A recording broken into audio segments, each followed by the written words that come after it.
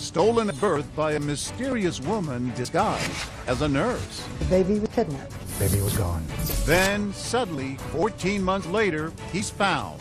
Or is he? This is my life, and this is my only shot at solving these mysteries. Barbara Walters with a 50-year-old case that suddenly turned red hot. This couldn't be an easy case, could it, Barbara? A grown man's obsession with finding out if he's the real baby Paul. Hundreds of new leads pouring in. The crib was over by the window. DNA clues, stunning age progression images. If he's not the real Paul, is this man? It's ghostly to see it in person. And finally, the shocker that changes everything. Do you know who stole this baby? Yes, my mother. Is there finally an answer? Who was really stolen at birth? Welcome to 2020 on ID. I'm John Quinones. It was a story that made sensational headlines. A day-old baby snatched from the maternity ward. His parents overwhelmed. Reporters outside their home. A letter from the Pope. And police and FBI agents searching for their lost son. Then, more than a year later and hundreds of miles away, an answer to their prayers. A little boy was found abandoned. The FBI said they believed he was the missing child. But was he? 50 years later, that boy, Paul Fronczak, says the FBI had it all wrong. And with the help of ABC News, a new search was launched. Barbara Walters first unraveled this mysterious tale in 2013. And there may finally be an answer to the question, who was stolen at birth? I want to show you some photographs. Looking at old family photos with Paul Fronczak is a strange experience because the baby in his baby pictures is not him. How do you feel when you see this picture? I feel like I want to find him and hug him and make sure he's okay. Paul has a wife, Michelle, a daughter, Emma, and a fish named Blue. Say hello, Blue. A perfectly ordinary life. The problem, as he recently discovered, it is not his life. This mystery, born of a terrible crime, was supposedly solved nearly 50 years ago. But today it is a paradox, so strange, even his name is not his own. Who is Paul Fronczak? That's what I hope we can find. The crazy, amazing story begins with a villain, an evil woman dressed in white, and a baby stolen at birth, half a lifetime ago in 1964. Lyndon Johnson was in the White House, leading a nation still reeling from the assassination of President Kennedy. A young journalist named Barbara something or other was breaking into television, appearing on the Today Show. And the original boy band was shaking up America.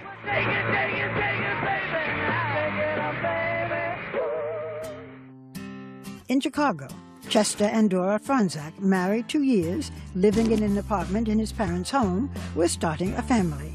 A first pregnancy ended in stillbirth, but on Sunday, April 26th, Dora gave birth to a healthy 9-pound boy. They named him Paul Joseph. He was a very cute, alive, sparkly baby, and she was thrilled. Mary Trenchard Petrie was a 19-year-old student nurse at Michael Reese Hospital in Chicago. She was in the maternity ward with Dora Fronczak the day after her delivery. That whole thing is like a movie in my brain. I see myself in my uniform and as a student nurse. I see the joy that was when they brought the baby to her the first time, how thrilled she was. But soon the thrill and the baby would be gone. It was the last time Dora Fronczak would hold her son. Earlier that day, a woman dressed like a nurse, all in white, had come into her room. She looked at baby Paul and left without a word. The woman had been seen elsewhere in the maternity ward several times that day and the day before. No one questioned her or raised any alarm. Former FBI agent and ABC consultant Brad Garrett has looked into this case for us. My sense is she was looking for what child she wanted to take. That afternoon, the woman in white returned to Dora Fronczak's room. As I was leaving the room, a woman came into the room. This time, she did more than just look. And did Mrs. Franzak give her her baby? The woman said to her, the doctor wants to see your baby. And she said, oh, okay, and handed the baby to her. The fake nurse was able to whisk Paul Franzak out of the maternity ward, down several flights of stairs, and out of the hospital. Apparently she got in a cab and took off. Easy. Easy, very easy. Just like that, Paul Franzak, less than 2 days old, was stolen from his mother's arms and vanished. The baby was kidnapped. Baby was gone. Mary Trenchard says 45 minutes passed before the baby was missed. They said, do you have the Franzak baby? And I said, no. And she said, well, then the baby's gone. I was like, gone where? You know, and she said, you go back to Mrs. Franzak's room and stay with her. The baby's been taken. There was a frantic search. Nurses turned the hospital upside down. But astonishingly, for several hours, no one told Dora Franzak, the one person best able to describe the kidnapper, that her baby had been taken. Your heart must have been in your mouth. It was awful. Finally, authorities came empty-handed to the maternity ward to deliver their stunning news. And they told her, Mrs. Franzak, your baby's been taken. Is there anything you'd like to add, Mr. Franzak?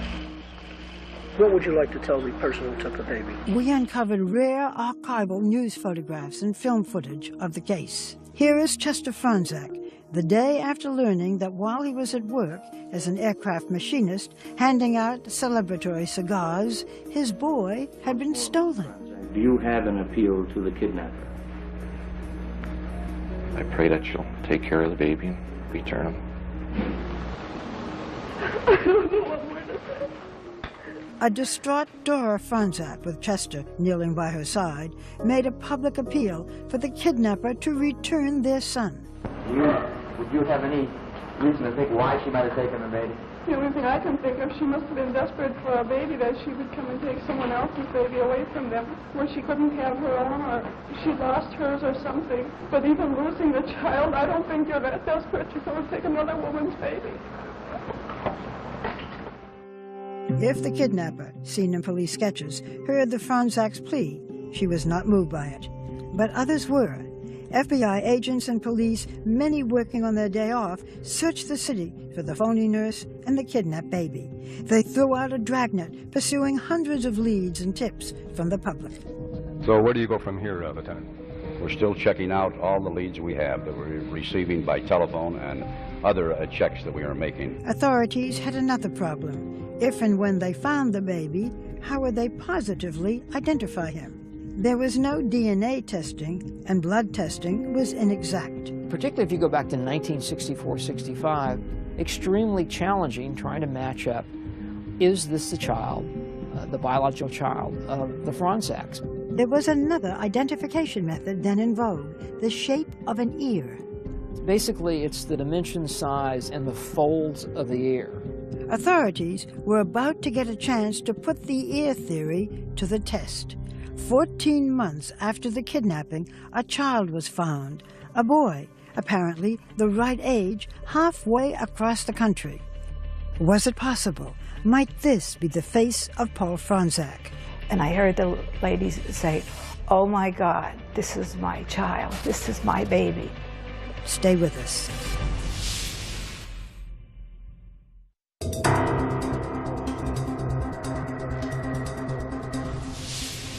It was the biggest kidnapping since the Lindbergh baby. Paul Franzak, stolen at birth by a fake nurse. His angelic face peering from the front page was the last anyone had seen of him. Left behind were an empty crib and 2 broken hearts. A year passed, and then one day their phone rang.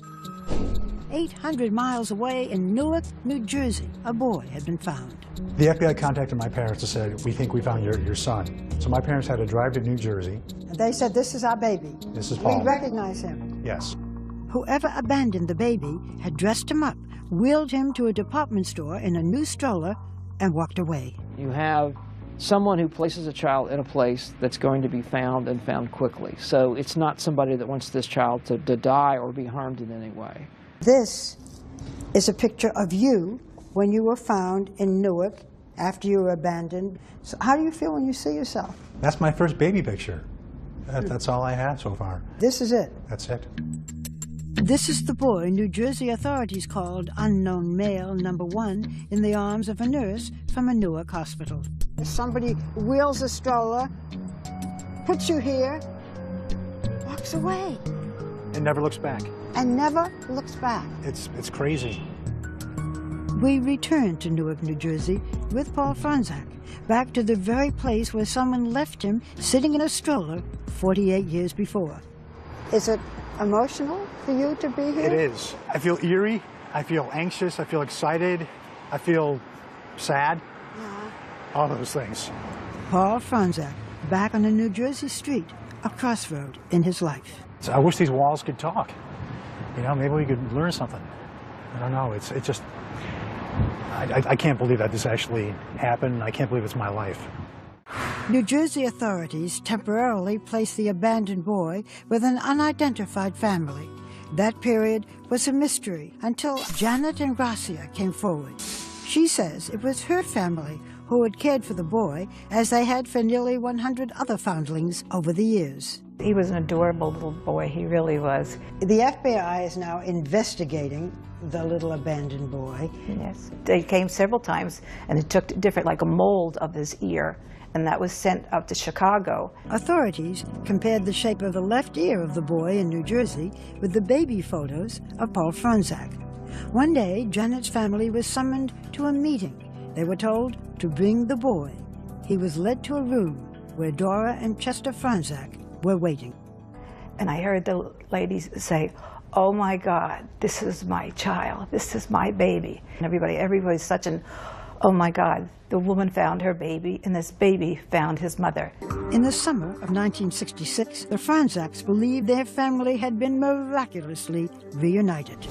The FBI ordered a series of blood tests on the abandoned boy and compared photographs of his left ear with that of the Franczak baby. Eventually confident enough that they informed the Franczaks, who said they had no doubt that the child was theirs. They brought him home to Chicago and for the second time named him Paul Joseph Franczak. Your parents were convinced. Why were they so convinced? I feel it's the FBI. The FBI is like the epitome of authority, and when they say, "This is your child," I would believe them. That's it. And that ended the search. Yes. At that point, everyone stopped looking for Paul Franczak. That was the end of the story. Yes. Tell me about your childhood. Was it happy? Yeah, it was a great childhood. Barbecues, family get-togethers, family vacations. The family, so often filmed in heartbreak, now recorded home movies of their own. The star of every celebration, of course, was Paul. They had missed his first step, first word, first birthday, but Paul was now back where he belonged, blissfully unaware of his past, until years later. When you were 10 years old, you had a shocking discovery. Tell me about it. I was looking for Christmas presents and snooping around the house, and I found all these boxes. And it turned out it was a box of clippings and a bunch of cards and letters all about a kidnapping. Did you ask your parents about it? I did. I asked them, what is this? And they said, well, you were kidnapped. We found you. Just like that, you were kidnapped, we found you? And that's all that matters. You're our son, we love you. How did your parents explain what happened to you? They really didn't talk about it. It was something that we really didn't bring up in the house. It was a very touchy subject. Did you ever feel that there was anything out of the ordinary when you were growing up? Well, I did notice that I didn't resemble anybody in my family. You had a brother? Correct. Yeah. And he looked like your parents? Exactly like my dad, 100%. And you didn't at all? Not at all. When he grew up, Paul pursued a career as an actor. Told you we were nice. We're really nice. His resemblance to George Clooney got him work as a stand-in in Ocean's 11 movies. Ready, steady, go! Today, Paul works for a college in Nevada, where he lives with his wife, Michelle, and their daughter, Emma. Good job. Again, Daddy! Do you remember how you felt when Paul said, "I'm not really sure who I am"? The first time he told me, I thought he was joking. I thought he was just kidding around, but then once I realized it was true and I saw the newspaper clippings, I felt very sad for his parents and sad for him. How do you think it has shaped him? I think as a 10-year-old boy, when he first saw those newspaper clippings, not realizing who he was, I'm sure that that has somehow shaped him and that's done something to him over the years. It's just sad. Was it sort of there in the back of your mind, this peculiar thing? It was really a big part of me through my whole life, and it just got bigger and bigger and bigger. Who am I? Who am I? Yeah. Then Paul happened to see a DNA test kit for sale at a local drugstore. At last, an easy answer to the question that had followed him all his life. The hard part, asking his parents for a DNA sample, forcing them to travel back in time to the most painful part of their lives. It's something I wanted to do for a long time, but I never really had the nerve to ask my parents. Still ahead, will the Franzak family agree to end decades of doubt? Paul is determined to find the truth, but his parents seem just as determined to keep it hidden. And they said, Paul, please don't send it in. We don't want to know.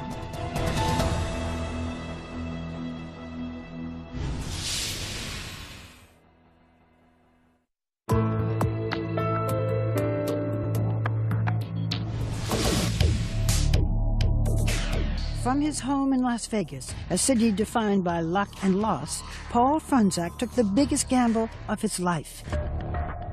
After decades of wondering, of suspecting that he might not be the baby stolen from his mother's arms, he asked his parents for samples of their DNA.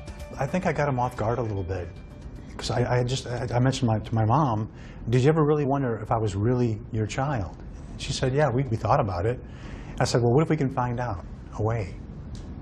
And they said, well, yeah, we'd like to know. And then I went and got the DNA kit, and it was all done in 5 minutes. But later, second thoughts. Were you ready to handle whatever secrets might come out? Yes. Were your parents ready to handle the secrets? No. They called me and they said, we don't want you to have that test done. And if you do it, we don't want to know. I had the packet ready to go on my desk in my house for about 3 weeks. And I would pass it every day, fighting with whether to do it or not. And finally one day I told my wife, I said, you know what? I have to do this. I really need to know. It was the answer that he had anticipated and feared. The results were in.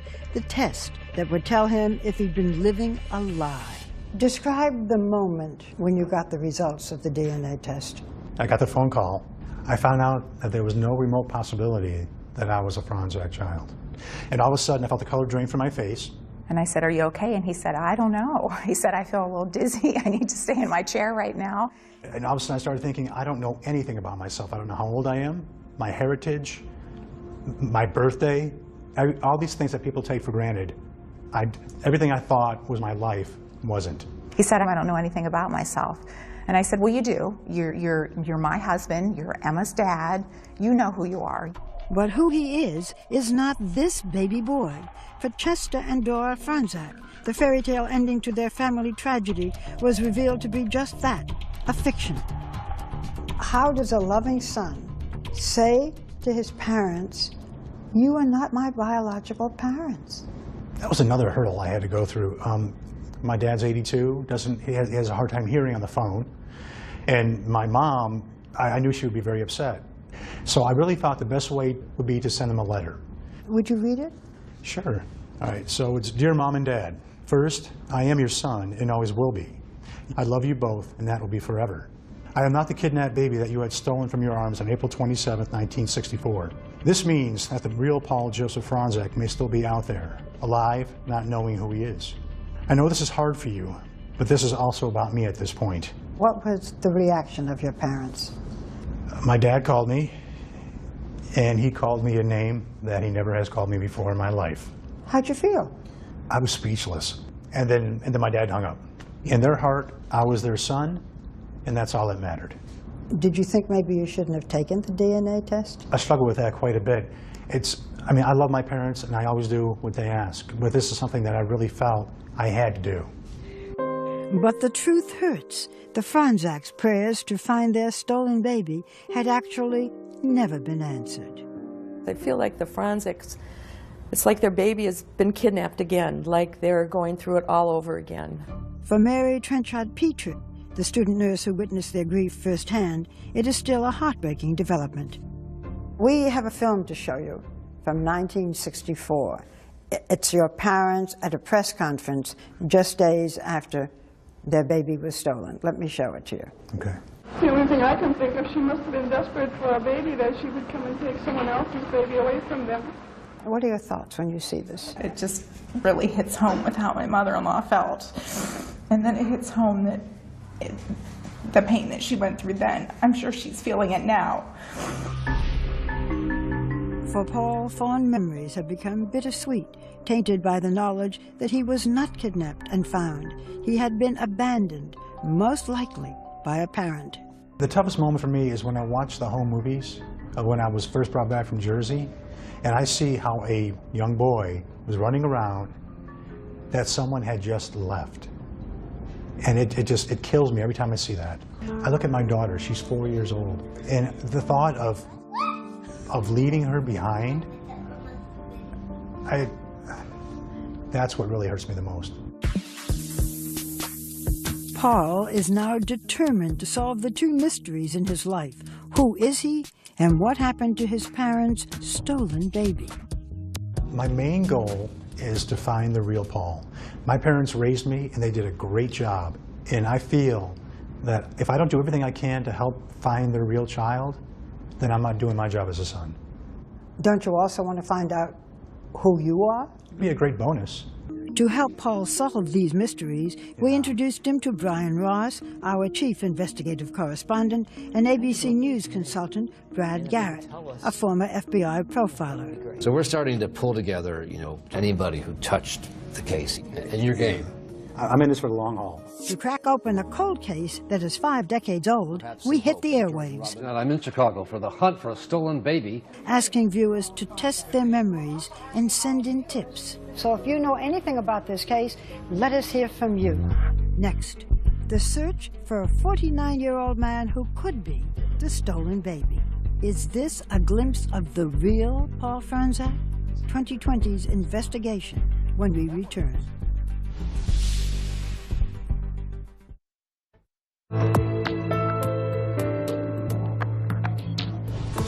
For decades, Paul Franzak had harbored doubts about whether he was really the baby stolen from a Chicago maternity ward some 50 years ago. And DNA tests had finally proved he was not the real baby Paul. But if not him, then who is? And who are Paul's true birth parents? ABC News chief investigative correspondent Brian Ross stepped in to help him find out. When we arrived in Chicago, the case was as cold as could be in a city notorious for its Lake Michigan wind chill. The hospital on the south side where Paul Franzak was stolen has been shuttered, its records long gone. Do you have any further clues? No, sir, not at this time. And the key detectives, even most of the reporters assigned to the story back then, are all dead.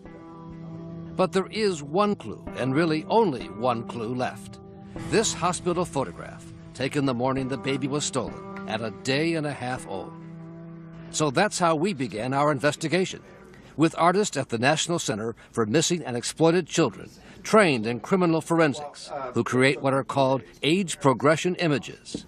Steve Lofton runs the unit. We've had good success, especially with the long-term missing kids that have been gone 10 years or more. What was the challenge when you got the assignment with Paul Franzak? Obviously, being an infant, that was the only picture we had available, and it was the awkward angle of that image. Artist Colin McNally was assigned the task. Working from family photos of Paul's parents and brother, it became a kind of jigsaw puzzle, fitting distinctive features from each of the family members into a blank face. And then, for the first time, what the real Paul Franzak could look like, 49 years in the making. From blank face to a handsome man in a dark shirt who was stolen from his mother's arms and does not know it. I feel good about it. I think it is in the ballpark, yes, sir. That if he's alive, there's someone who looks like that. Yes, I would bet on it. The last known sighting of the baby and the kidnapper was at this intersection in the Chicago neighborhood of Bridgeport, where a cab driver told police he had dropped them off after picking them up at the hospital. The search went on for days in 1964. Hundreds of police officers and FBI agents were involved. And our consultant, former FBI agent Brad Garrett, says it is likely the kidnapper had some ties here, given past infant abduction cases. They tend to be from the community where they take the child. So we did our own door-to-door canvas with the image from the Center for Missing and Exploited Children and another one produced by artists commissioned by ABC News from the Michigan firm Fojo.com. Some of the old-timers in Bridgeport remembered the case. I do remember that baby being stolen. You don't recognize these pictures? But that was about all. So then, on the air on our ABC station in Chicago, Channel 7, to show the new age progression photos. What he might look like. And within hours, the tips began to roll in. One viewer said the stolen baby was a Chicago fireman, and we'd find him at this station house on the south side. Another viewer thought the owner of this suburban restaurant was the stolen baby. What if you take your hat off there? What do we see? No? No. But another lead gave us new insight into the woman who kidnapped the baby. She may have tried to steal another baby a few weeks earlier from the backyard of this home, also on the south side of Chicago. And all of a sudden, I heard my mother scream, oh my God, that's her. And Mom was pointing at the old black and white TV set, saying, that's the woman who was in our yard, trying to take Nicole. Joan Rome was a teenager at the time, and her niece Nicole was 10 months old, in a baby carriage, while Joan's mother took down the sheets from the laundry line. The woman had taken the mosquito net off Nicole's buggy and had her hands in the buggy ready to grab Nicole. She says her family called the local police precinct, but that there was never any follow-up. But now, after almost 50 years, there is new life in the stolen baby investigation that the FBI closed out in the 1960s. We're going to do everything that we can to follow up to see if that baby is out there. They're going to keep looking through it and analyzing it. FBI agent Robert Shields says the case was reopened after Paul Franzak's DNA revealed he was not the stolen baby. We believe there's someone out there that has information. And so far, 3 separate individuals have come forward, each of them 48 or 49 years old, about the right age range. Joe Lang and his wife Joni contacted us after they saw the age progression images on the ABC News website. It is shocking at the similarities. The hairline, everything is a match. Rub it around in there. Lang volunteered to have his DNA tested, telling us that he learned at the age of 8 he was adopted under what he called suspicious circumstances. It was much the same story with Cody Hall of Loveland, Colorado. His wife Pamela contacted us after seeing the story on television. The baby picture really reminded me so much of Cody that it gave me chills.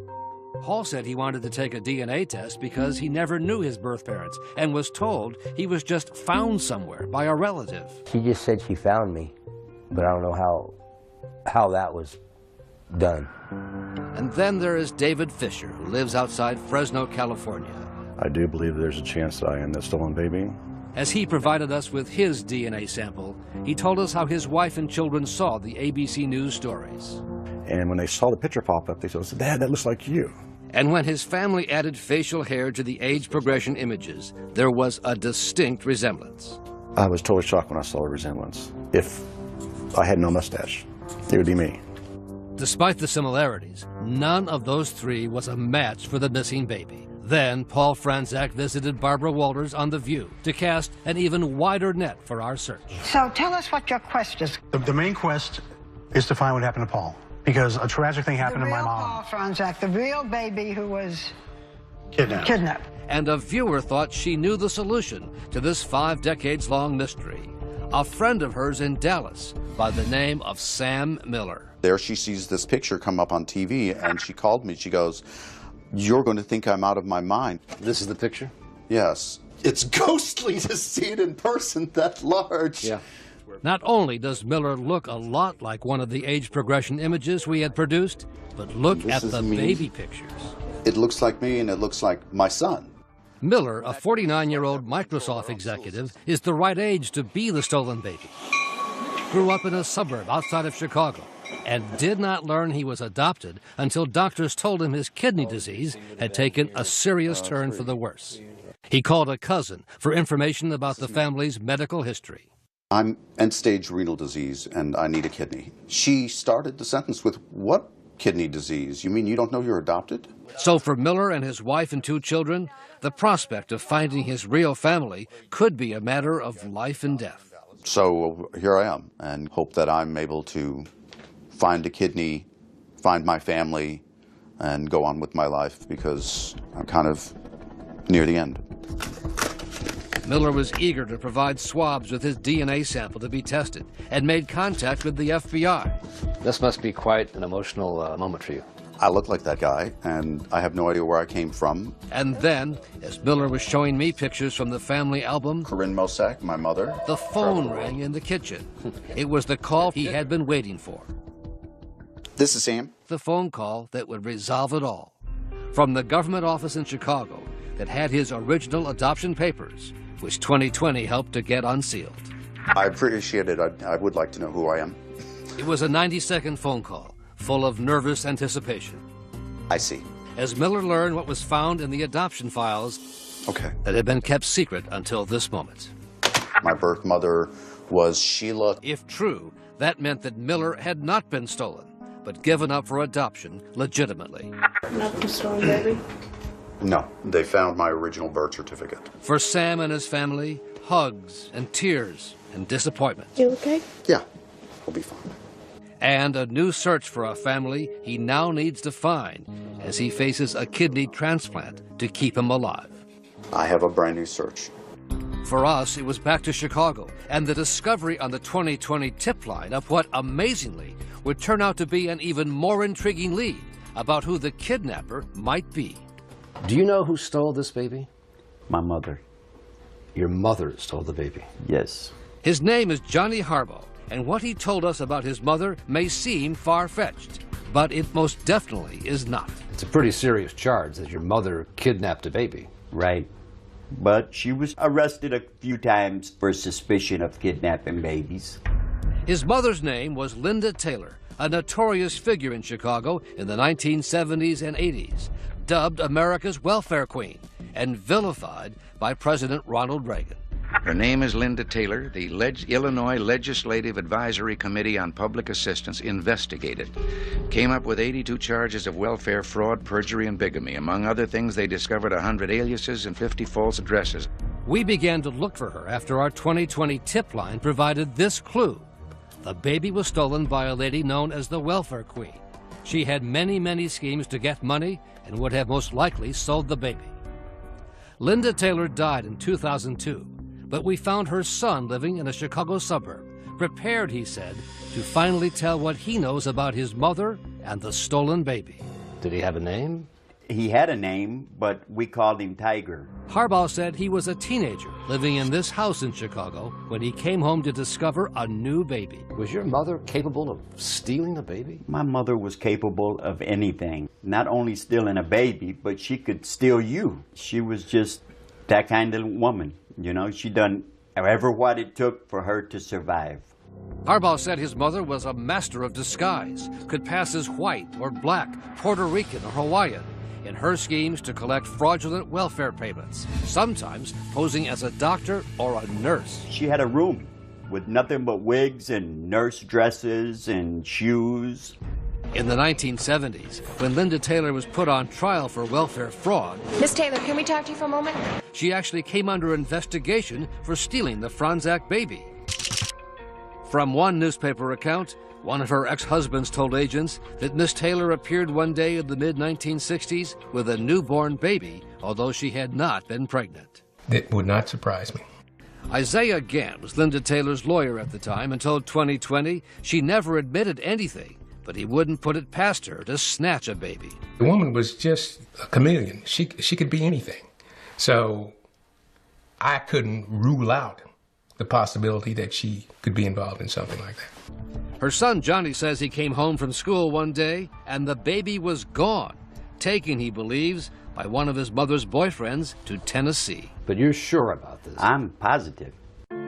Harbaugh said the man who took the baby worked at what was then the American Rivet Company, A former employee there confirmed to 2020 the name Harbaugh gave us and said the man indeed had moved to a small town in Tennessee.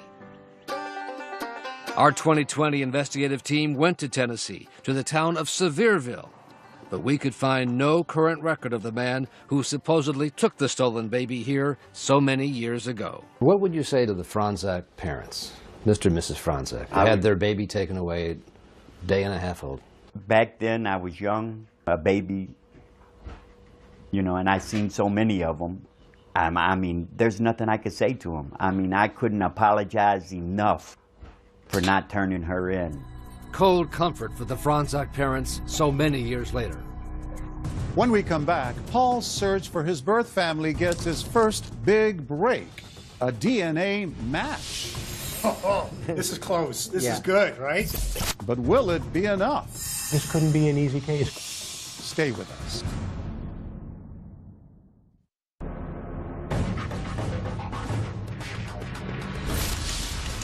For Paul Franzak, a mission has become an obsession. I gotta go again. Between breakfast Man. and ballet lessons, We're going to dance class. he is on the hunt. I work a full-time job, I have a family, but this is my life. And this is my only shot at solving these mysteries. So I put as much time as I can. Everyone goes to bed at night, I'm online researching. This is my first actual baby picture right here. His focus is finding his parents' stolen baby, but he is still searching for clues to his own identity. I feel kind of like an imposter because I'm using his birth certificate. Paul is out there, and I have his birth certificate, and I want to give it to him, and then I want to find mine. Desperate to find any connection to his biological family, Paul sent DNA samples to 3 genealogy sites, 23andMe, Family Tree DNA, and Ancestry.com. We took the sample that you gave us, and we put it on a chip. And what that does is it gives us a unique DNA signature that only you have. So we compare your DNA to DNA from populations all over the world. So you're kind of like CSI, but you work with DNA. It's family history. The results were Paul's first indication of who he is and where he's from. There were surprises about his ethnic roots. You are 37%, according to our analyses, of European Jewish descent. Wow. Is that new? Well, I was raised a Roman Catholic. Well, so this is interesting. So now I've been twice baptized, and I'm actually Jewish. So it's kind of cool. I have to learn a whole new religion now. I'm excited about that. Even more exciting, a major development in Ancestry.com's search. Finally, a link to his first blood relative, a third cousin. I saw a third, and I'm like, oh, this is close. This is good, right? Yeah, it was like a lottery when I saw that. If you communicate with her and she wishes to work with you and help with you, looking at her family tree could actually be very informative. You have been in touch with that cousin. I have. And she got back to me and said, wow, how can I help? And how has she helped? She sent me a list of her relatives. I believe that once we actually have that family tree, we can start looking for where my DNA overlaps with their family. If any of her relatives lived in or near New Jersey, where Paul was abandoned, they could be the key to unlocking the mystery of who he is. We have to kind of work on that path. To see if anybody really does know who you are or what happened. Right. But then another step, make that a leap closer. Paul got another match on Ancestry.com, this time a possible second cousin. Finding a second cousin match is substantially better than finding a third cousin match. For Cece Moore, a genetic genealogist helping Paul with his case, it was a eureka moment. I was extremely excited. I thought we might be able to have a very quick resolution to this case. That cousin's name, Alan Fish, a 57-year-old from New York. A second cousin could unlock the mystery. Alan and Paul's parents could be first cousins, their grandparents siblings. But there is one ironic obstacle. Turns out Alan was himself adopted, so just like Paul, he was searching for his biological parents. To find that his closest match turns out to be adopted was just unbelievable, incredibly disappointing. This couldn't be an easy case, could it, Barbara? No, exactly. A setback, and then a tragedy. Days before Alan would see court records revealing details about his birth mother, he died of a sudden blood clot. Alan's children and widow Randy are determined to carry on Alan's search and to help Paul with his. Nice to meet you. It's nice to meet you. We know this must be very difficult. Yes. In this very sensitive time, you still came in to meet Paul and help him on his journey. Why did you want to do this? All 4 kids at the same time said they want to honor Alan's memory and finish this. He was so excited to meet you. You know, to have this happen, my father passing away just days before he meets him, it's just surreal. I can't believe it. Was your husband very curious about Paul? Yes. What did he want to know? He wants to know everything about him. This is amazing, and thank you for continuing this, because it's going to be an interesting journey. Yes. The next step in that journey, tracking down Alan's birth mother. With 2020's help, the family got her name. Age 16, born November 18th, 1940. If found, she would be Paul's closest relative so far. Paul's hope is that every clue brings a tragic mystery closer to being solved. Look at all these people. This is all your family. Are you getting to be more hopeful that you'll find out who you are, who Paul Franczak is, the whole story? If it's possible to be more hopeful, because I'm really a hopeful guy. Yeah. And I still think we're going to solve both these mysteries. Wouldn't that be great? Yes. It's going to happen. With the help of Cece Moore and her team, Paul Franczak did eventually learn the name he was born with and the identity of his birth parents, both of whom are now deceased. He also learned he has a twin sister, but as of 2016, her whereabouts are unknown. Meanwhile, the FBI search for the real baby Paul remains open. And as for Sam Miller, who looks so much like the age progression drawings, he was able to find a donor and received a kidney transplant. I'm John Quinones. Please join us next time for another edition of 2020 on ID.